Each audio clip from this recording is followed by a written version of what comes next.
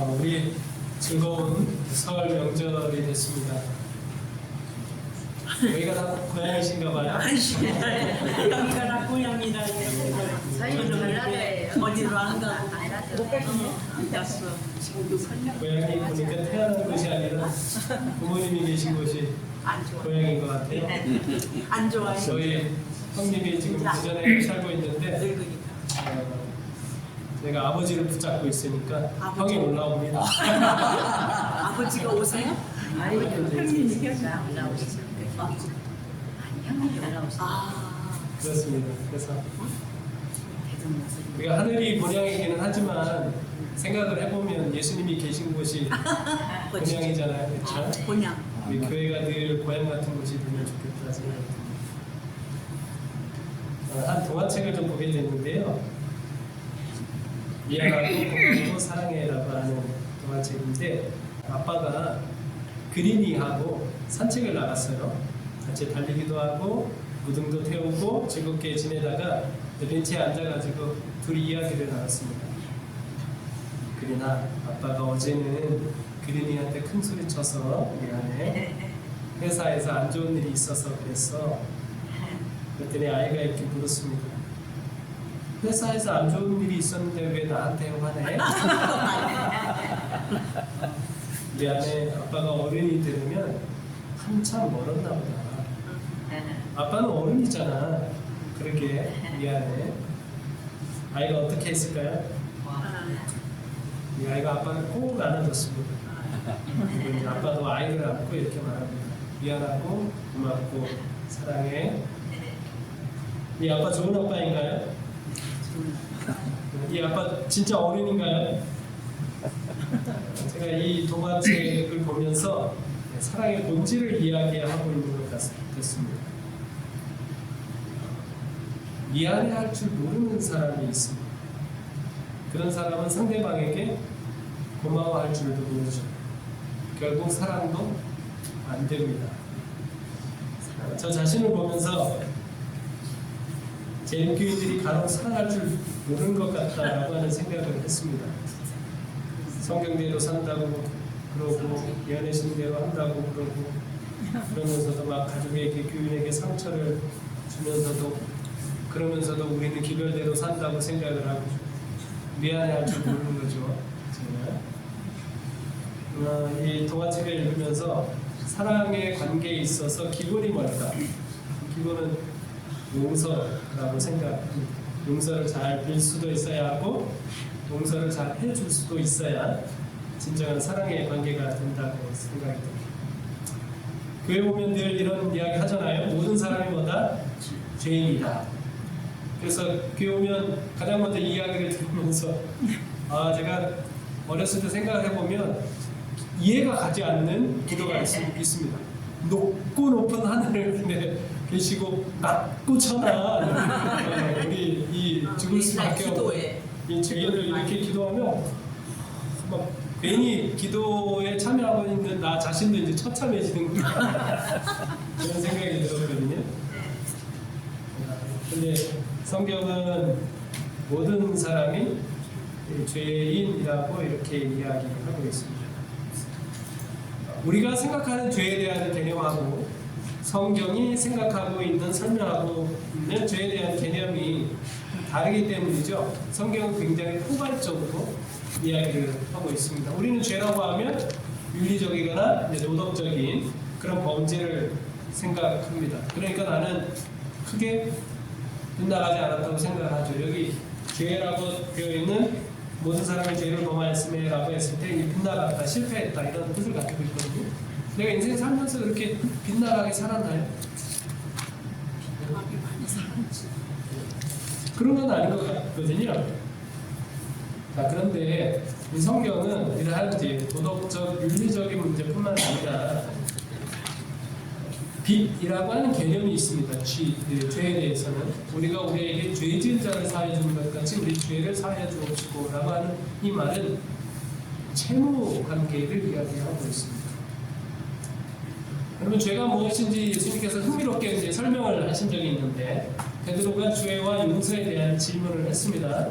죄를 지으면 몇 번이나 용서해야 할까요? 일곱 번. 일곱 번. 네, 7번이면 될까요? 시간이? 49. 70번씩 7번이나 또 용서하라고 이렇게 이야기를 했습니다.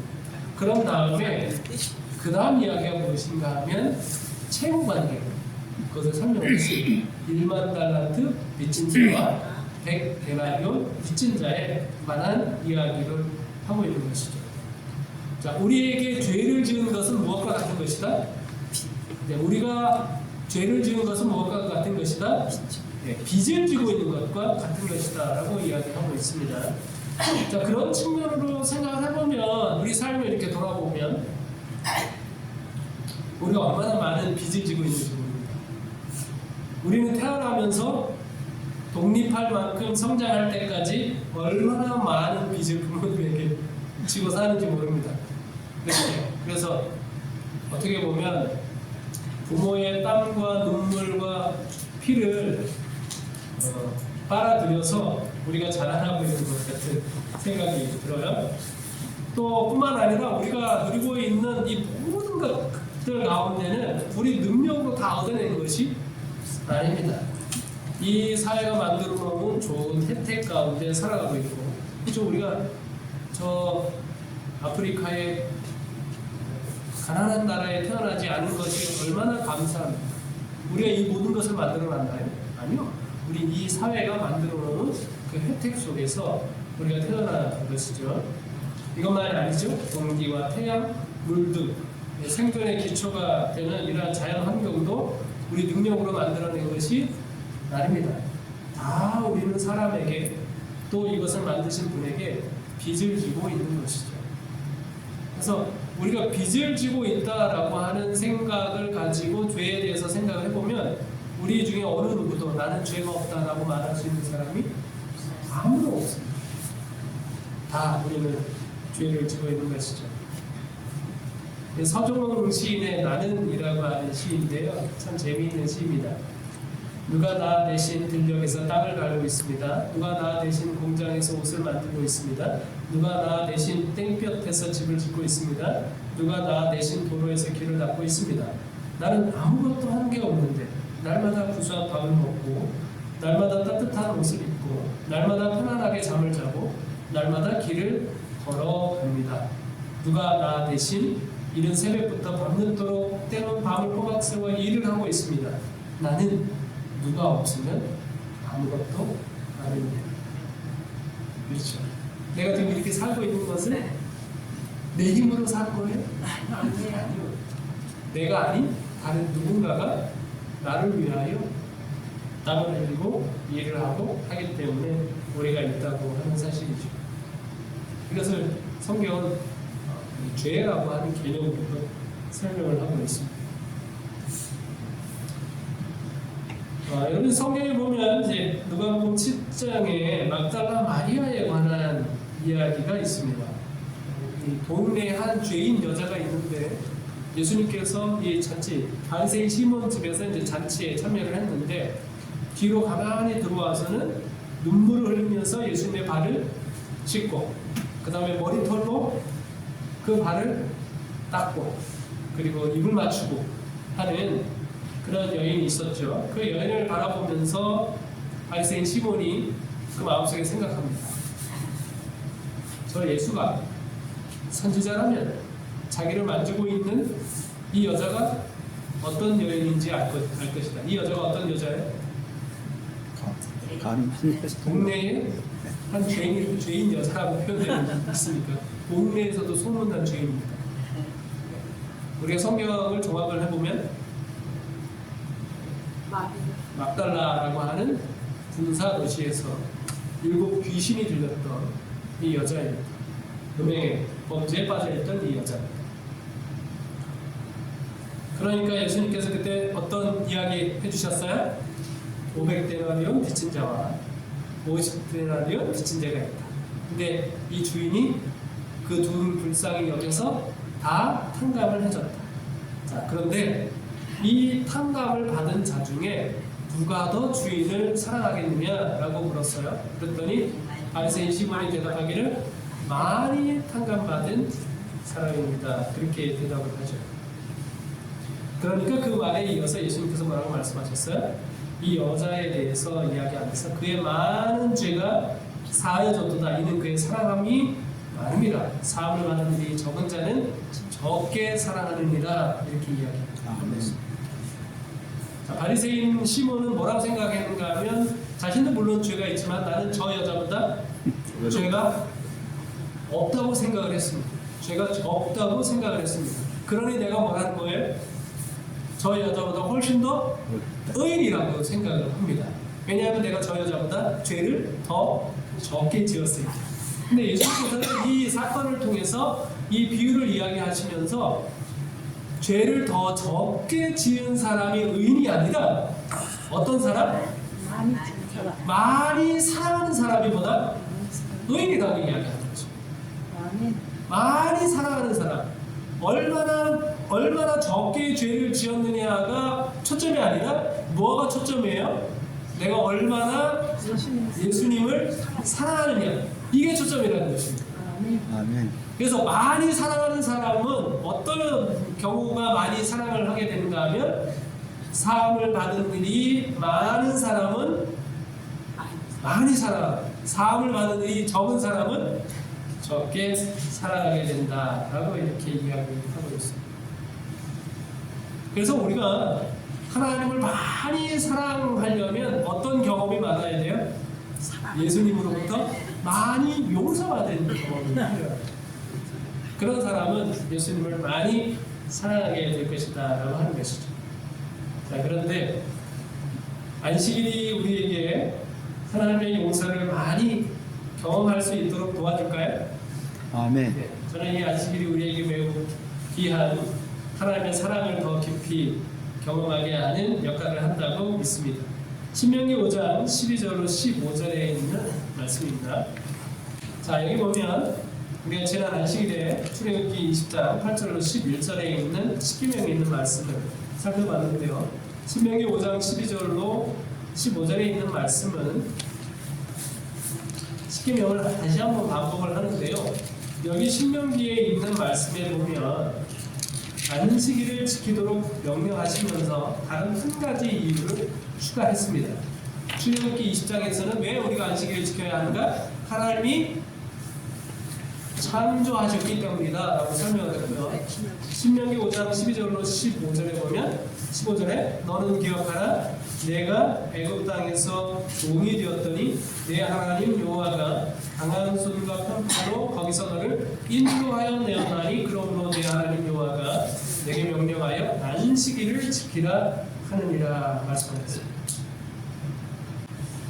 여기 신명기에서요 안식일을 지킬 이유에 대해서 그들의 구원의 경험을 기억하도록 한 것은 매우 흥미롭습니다.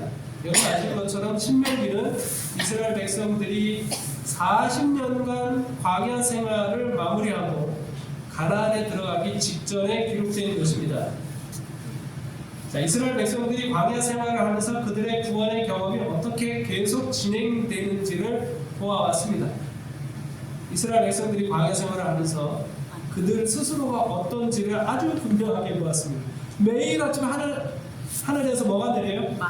만나라고 하는 음식이 쏟아집니다. 그리고 그들이 가는 곳이 오아시스도 아니고요. 바위에서 반석에서 물이 솟아납니다. 그리고 뜨거운 햇볕을 막는 구름 기둥과 이 사막의 찬바람을 이길 수 있도록 불기둥이 밤마다 밝혀주었습니다. 그것을 늘상 보고 경험하죠. 여러분 그런 일을 우리가 실제 경험한다면 우리는 어떤 신앙을 할 것 같습니까? 아침에 눈을 떴는데요. 그냥 밥이 그냥 싹 차려져 있습니다. 우렁각시가 있는 것도 아니고, 그렇죠? 그것도 매일 같이 그런 경험을 해요. 그런 거 보면서 그리고 필요할 때마다 도움이 필요할 때마다 도움을 얻고 마치 이렇게 구름 기둥이 나를 호위하는 것처럼 학교 출근할 때도 막 따라가는 거 그렇게 합니다. 여러분 그러면 우리가 어떤 신앙을 할 것 같습니까? 근데 이스라엘 백성은 어떻게 하죠? 순간순간 원망하고 불신하고 심지어 반역하고 애국으로 돌아가자고 하고 모세와 아론을 죽이려고 했습니다. 그래서 신명기서를 읽어보시면 모세가 이스라엘 백성들을 향하여 말하기를 너희가 구원을 받은 것은 내가 애굽 사람보다 나아서도 아니고 수요가 많은 것도 아니다 이렇게 이야기하고 있습니다. 그러면서 너희가 애굽 땅에 가나안 땅에 들어가는 것도 너희가 좋은 백성이라서 들어가는 게 아니다. 그 땅에 살고 있는 백성들이 아모리 사람들이 죄악이 어떻게 했다는 거예요? 죄악이 관여하였기 때문에 그들이 더 이상 그 땅에 살 수 없어서 들어가는 것이다 라고 여러 번 강조해서 이야기하는 거죠. 그래서 사실 이스라엘 백성들이 과거 40년 생활을 하면서 그들이 경험한 것은 어떤 것인가 하면 그들이 하나님으로부터 뭘 받고 용서를 받고 구원을 받는 그런 경험을 하게 된 것입니다. 그러니 하나님께서 이스라엘 백성들에게 뭐라고 말씀하셔요?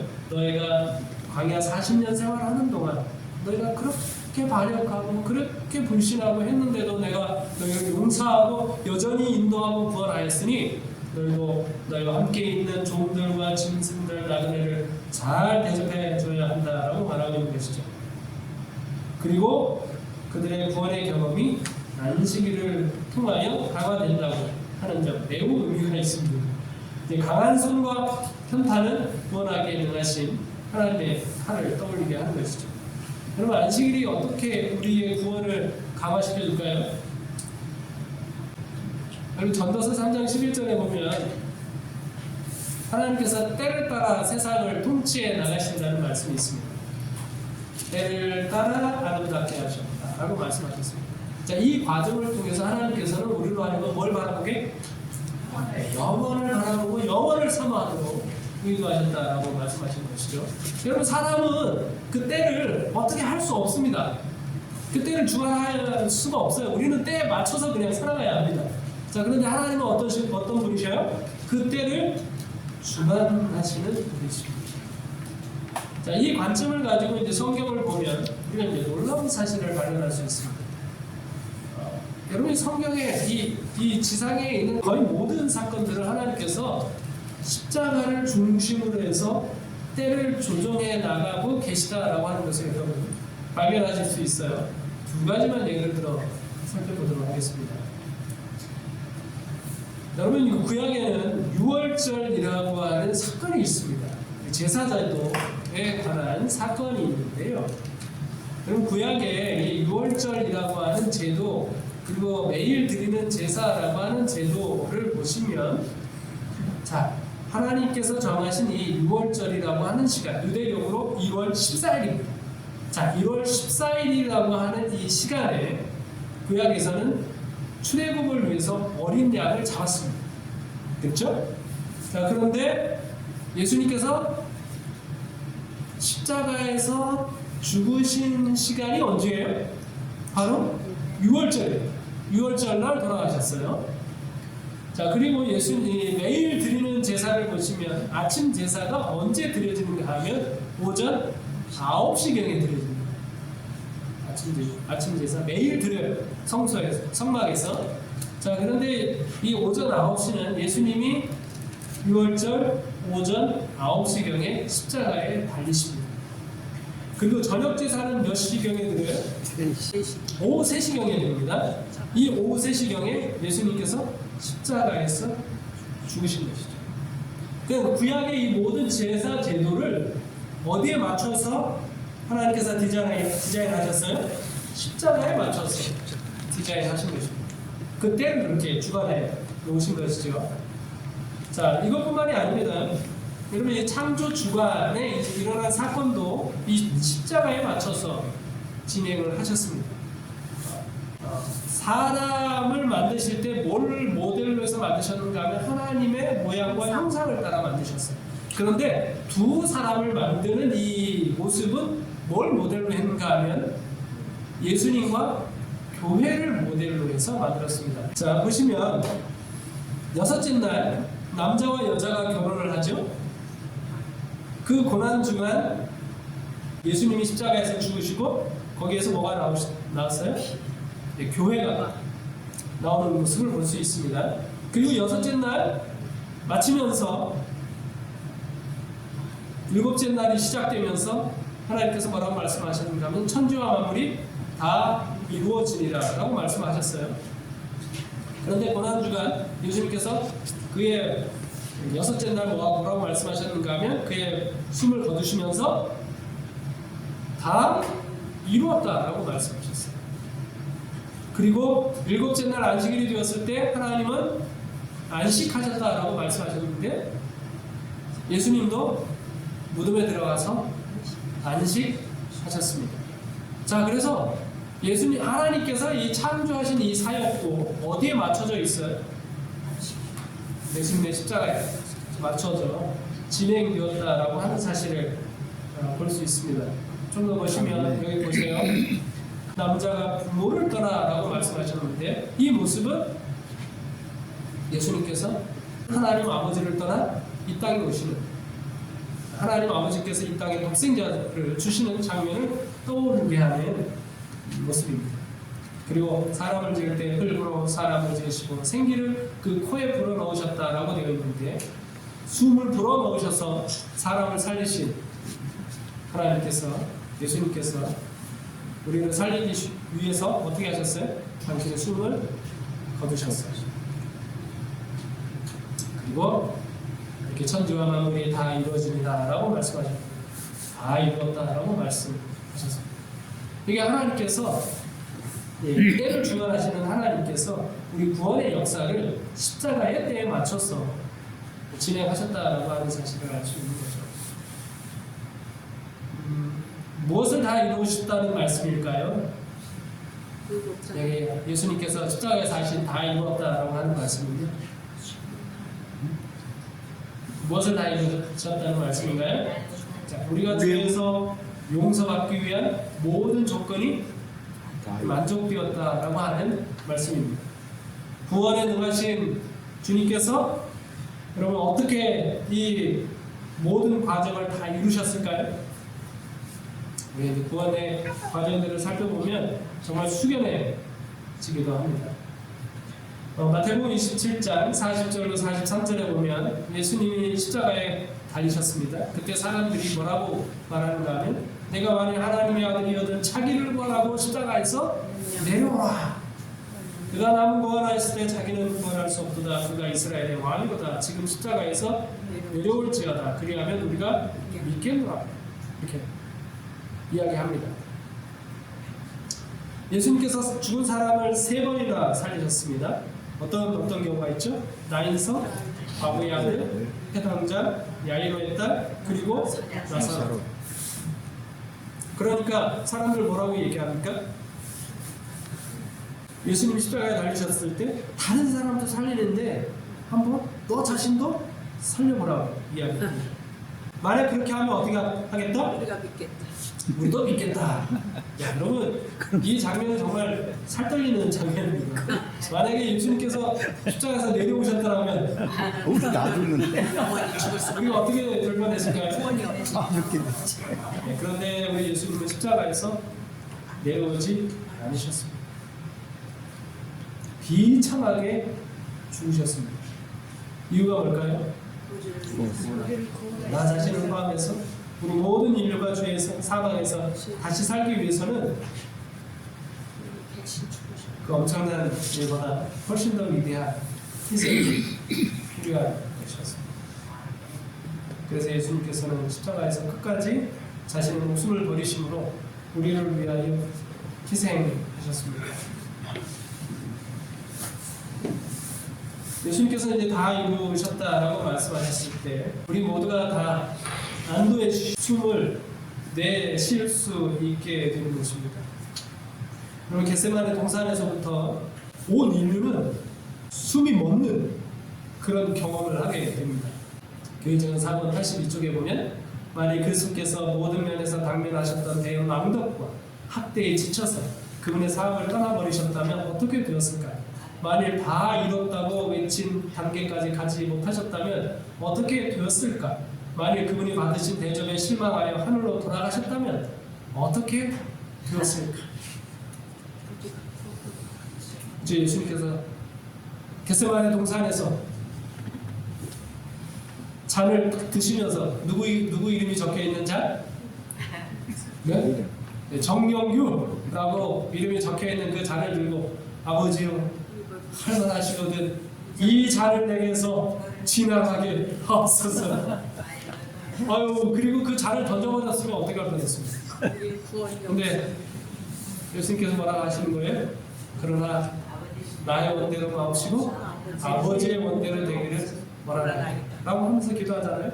그 살떨리는 장면. 그리고 십자가에 달리셨는데 모든 사람들이 지나가는 사람마다 와가지고 십자가에서 한번 내려와봐 얼마나 노겠어.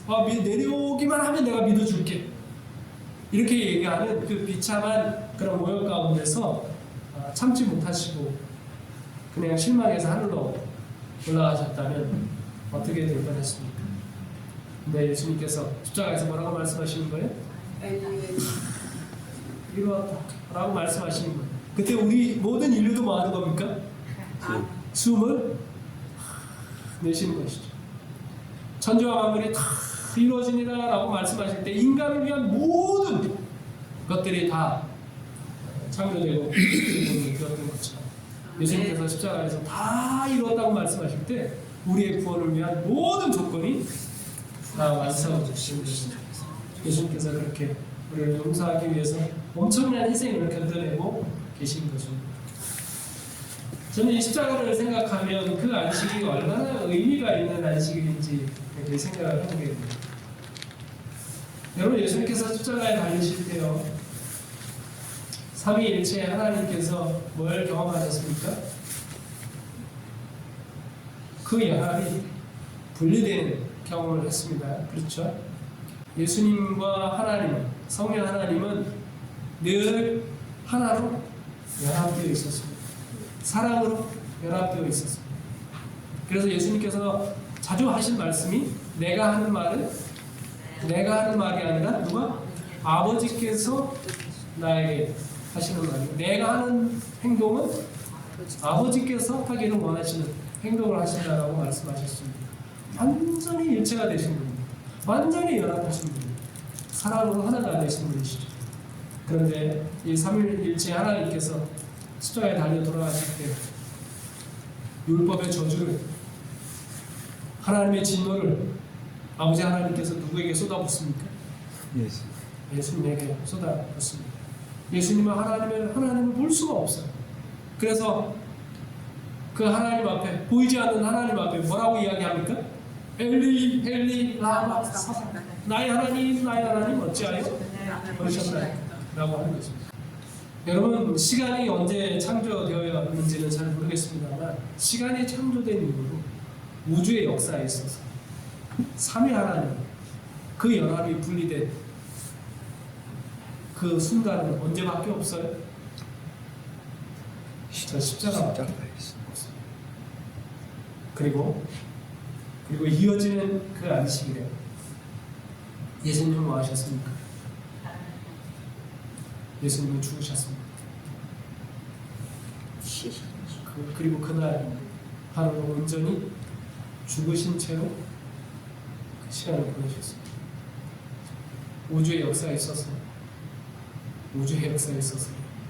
예수님이 부재하신 유일한 날이 어느 날이에요?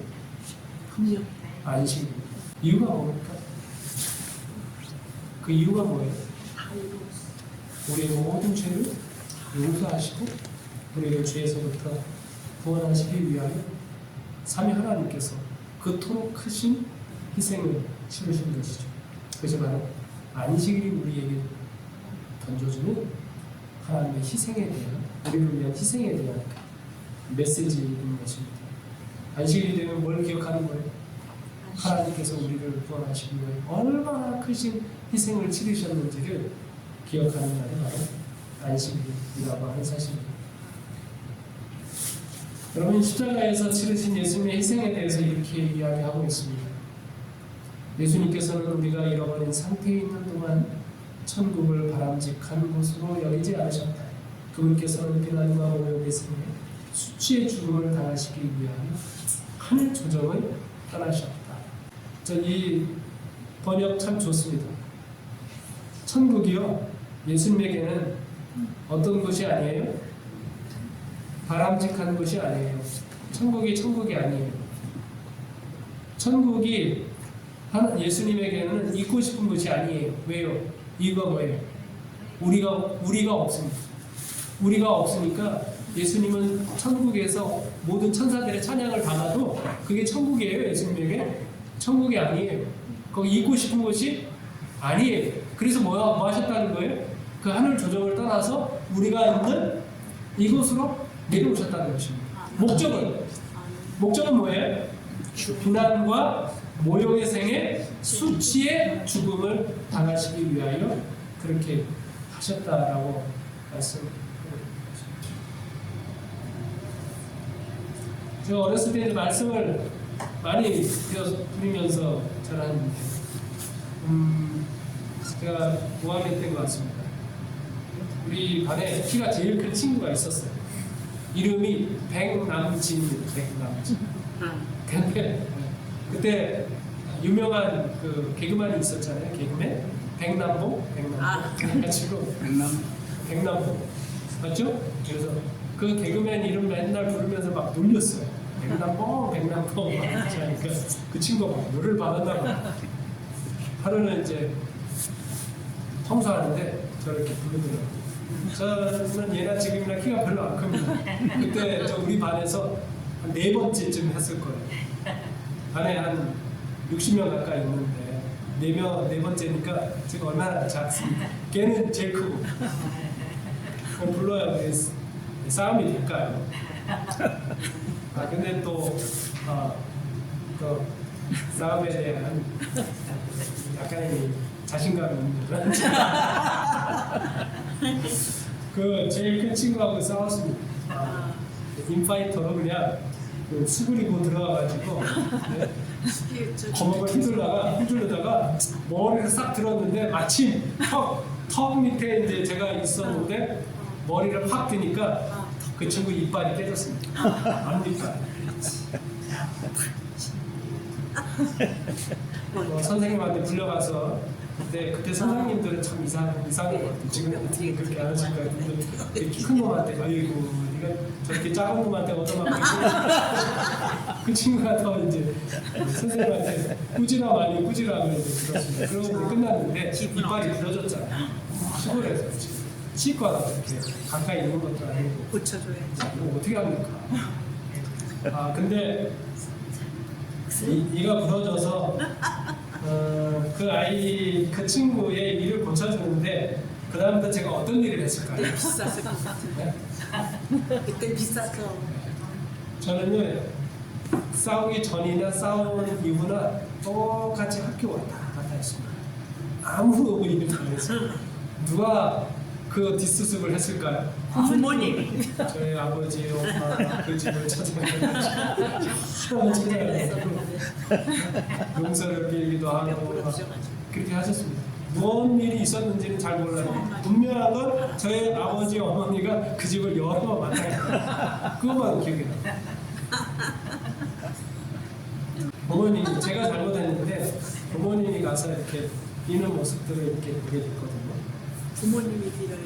제가 근데 부모가 돼서 아이들이 잘못했을 때 부모가 가서 비는 것이 얼마나 이게 참 비참한 일인지 깨닫게 됐습니다. 첫 번째로는요, 이 아이가 말썽 부린 것 자체가 너무나 마음이 아파요. 그리고 이 아이가 말썽을 부리지 않았더라면 내 자존심이나 이런 것들을 꺾지 않아도 되는데 그것을 꺾어가면서 비는 것이 참 힘들고 어렵다고 하면서 가서 빌어봤어. 제가 그걸 이제 생각하면서 용서한다는 것이 그렇게 쉬운 일은 아니라는 생각이 들었습니다. 그래서 누군가 조금이나마 용서한다는 의사를 표현하면 고마워해야 되겠다라는 생각을 좀 하게 됐습니다. 감사하는 마음을 가질 필요가 있겠다 생각이 듭니다. 근데 왜 우리는 이렇게 예수님의 희생을 너무나 당연한 것으로 생각하는지 모르겠습니다. 예수님의 용서를 너무 쉽게 생각하는 경우가 있어. 여러분, 예수님의 용서를 너무나 쉽게 생각하는 사람은 다른 사람을 잘 용서하지 못합니다. 그 화해의 제스처가 얼마나 어렵게 나오게 되었는지를 생각하지 않는 것이죠. 그래서 우리가 다른 사람을 용서하지도 잘 못하는 경우는 우리가 예수님의 용서를 너무나 쉽게 생각하기 때문이라고 하는 것이죠. 세계 제2차 대전 당시에 네덜란드 사람이었는데요. 이분은 이제 그리스도인이었습니다. 그런데 유대인들이 까닭 없는 박해를 받는 모습을 보면서 자기 집에 이제 건축사들을 통해서 이제 비밀 공간을 만들어 가지고 그 유대인들을 숨겨뒀습니다. 그래서 유대인들이 박해를 받다가 그 집에 와서 그 피난처를 얻게 되고 또 유대인들이 그 집에 있나 보다라고 해서 독일 게스타포가 와서 이제 조사를 해도 그 집에 비밀 공간에다 잘 숨겨놔서 유대인들이 발각되지 않았습니다.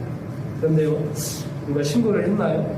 어느 날인가 독일 군인들이 와가지고 아버지와 언니와 이 코리템품 여사를 잡아가서 유대인 수용소에다가 가둬놓게 됐습니다. 유대인 수용소에 있으면 얼마나 모진 고난을 겪었는지 몰라요. 그 언니는 이제 강간을 당하고 그것에 의하여 독일 병사들에 의해 강간을 당하고 그곳에서 죽었습니다. 아버지도 그 고통 속에서 죽게 됐습니다. 그런데 이제 그 서류 착오로 인해서 이 코리라고 하는 이 분은 아주 기적적으로 건짐을 받아가지고 다시 고국으로 돌아오게 된 것이죠. 그런데 고국에 돌아와서는 신학교에 가서 공부를 하고 주의 종이 되기로 결심을 했습니다. 네, 이 코리템북 여사가 복음을 이제 증거하기 시작했는데 성령의 음성이 들려왔습니다. 독일은 전쟁을 일으킨 민족이기 때문에 지금 큰 상처를 입고 있다. 그들에게 가서 복음을 증거하라고 하는 음성이 들려왔어요. 코리 여사가 아유 하나님 가라시면 어디든지 가겠습니다만 어디는 못 가겠습니다. 독일만은 못 가겠습니다. 왜냐하면 독일에서 그들이 겪은 고난이 얼마나 컸습니까? 그렇지만 하나님께서 사랑하는 딸아, 내가 나를 저주하고 욕하고 등진 사람들을 위해서 십자가를 진 것을 기억해라. 내가 내 딸이면 독일 사람에게 가서 복음을 전하라라고 하는 그 말씀을 듣습니다. 그래서 울며 겨자 먹기 식으로 코리 여사가 독일에 가서 복음을 전했습니다. 가는 곳마다 이제 복음을 전했는데 얼마나 많은 사람들이 눈물을 흘리면서 회개하고 주님께 돌아오는지 보람도 느꼈습니다. 근데 어느 날 하루는 설교를 마치고 강단에서 내려섰는데요. 많은 사람들이 이제 압수를 하기 위해서 줄을 서면서 옵니다. 허름한 웨이프를 입은 한 남자가 앞으로 다가오는 것을 보는데요. 이 코리 여사의 심장이 멈췄습니다. 온몸에 피가 거꾸로 흐르는 것 같았습니다. 누군가 하면 그 강제 수용소에서 자기 언니를 강간하고 자기 아버지를 죽게 했다. 그 남자인 것입니다. 얼마나 이 여자 수용자들을 그렇게 모욕을 주고 모멸감을 주고 했는지 모릅니다. 그 얼굴을 잊을 수가 없었죠. 그 코리 여사가 이렇게 손을 내밀어 압수를 할 수가 없어가지고 마음속으로 기도했습니다. 예수님, 저는 하늘에서 진노의 벼락이 내려서 이 사람을 때리기 전에는 용서할 수 없습니다. 저를 도와주십시오. 저는 다른 사람은 몰라도 저 사람만은 도무지 용서할 수 없습니다. 이렇게 기도했습니다. 예수님 보고 이해해달라고 그렇게 기도를 했습니다. 예수님이 뭐라 그러셨을까요? 예수님이 십자가에서 나를 못 받고 죽이고 침뱉으며 채찍으로 때리고 조롱하며 가시관을 씌워서 나를 괴롭히는 사람들을 내가 용서했지 않느냐? 너도 용서해 주어라. 하나님이 도우지 않으시면 못합니다. 그렇게 기도했습니다. 그러자 그의 마음속에 성령의 능력이 임하는 걸 느꼈습니다. 그 사람은 손을 내밀었어요. 그 사람은 손을 잡았습니다. 그 사람이 입을 열어 이렇게 말을 했습니다. 네덜란드 사람이 당신이 전쟁 때 우리 독일 사람이 저지른 죄를 용서하고 복음을 전해주어서 얼마나 기쁜지. 이 사람은 누구시오? 저는 죄를 인식은 사람이에요. 죄를 용서받고 새 사람이 되기 위해서 오늘 주님 앞에 나왔으니 저를 위해서 기도해 주십시오. 그 순간 갑자기 하늘문이 열리고 주님의 사랑이 이 여사에게 넘치게 임하는 것을 느꼈습니다. 그 사람을 끌어안고 그에게 가졌던 모든 원한이 눈 녹듯이 다 녹아버리는 경험을 하게 됐습니다. 그 사람을 위해서 기도해 주십시오. 제가 이 이야기를 읽으면서요, 여러분, 용서하는 것은 쉽지 않다는 것을 다시 한번 생각하게 됐습니다. 용서하는 것이 쉬워요? 코리 여사가 그 사람을 용서하는데 얼마나 큰 희생을 감수하면서 용서하게 됐습니다. 우리의 용서는, 예수님의 용서는 엄청난 희생을 전제로 하고 있는 것이죠. 계시록 5권 648쪽에 그분께서 용서하실 수 없을 만큼 큰 죄가 무엇이겠는가? 어떤 영혼이 그분께서 구원하실 수 없을 만큼 깊은 흑암과 죄에 눌려 있겠느냐? 그거는 우리의 오심으로 우리에게 있는 공로를 부시지 않고 우리가 아직 죄인이었을 때에 우리의 관역을 고쳐주시고 우리를 무조건 사랑해 주시는 그분 자신의 무한한 자비를 보신다. 맞습니다. 이 엄청난 용서가 무엇을 전제로 해서 우리에게 주어진 것입니까? 예수님의 하나님 아버지의 성령 하나님의 엄청난 희생을 전제로 해서 우리에게 주어진 것이죠. 이 안식일에 우리에게 주어진 하나님의 용서, 그분의 구원이 엄청난 희생을 통해서 우리에게 주어졌다고 하는 사실을 우리에게 알려주고 있는 것입니다. 안식일마다 그런 하나님의 그 용서하시는 은혜, 그 구원을 우리가 날마다 기억할 수 있으면 좋겠습니다. 아멘. 그럼 우리가 아무래도 좀 더 싸우지 않겠습니까? 우리 성도님들이 일주일 내내 잘 지내다가 안식일에 와서 우리가 좀 싸우지 않습니까? 만나니까. 안 만날 때는 안 싸우는데 만나게 되니까 우리가 서로 서운하고 그런 감정이 생길 때가 얼마나 많이 있습니다. 자, 그런데 우리가 그 안식일이 우리의 용서의 넓이가 점점 더 커지는 그런 날이 되었으면 좋겠습니다. 네. 용서라고 하는 것을 저는 뭐 크게 생각하기보다는 마음에 들지 않는 그런 상황을 만났습니다. 우리가 어떻게 반응할 것인가? 안식일을 통하여 하나님이 우리에게 주신 그 희생을 생각한다면 우리의 용서의 그릇이 좀 더 커지지 않겠습니까? 아멘. 그래서 이 안식일 통해서 우리가 서로 용서도 많이 받고 용서를 많이 받은 사람이 뭐 한다고요? 사랑함이 많아진다고. 성도 간의 사랑도 많아지고 하나님의 사랑도 깊어지는 우리 모든 성도들이 되길 바라면서 말씀을 마치겠습니다. 아멘.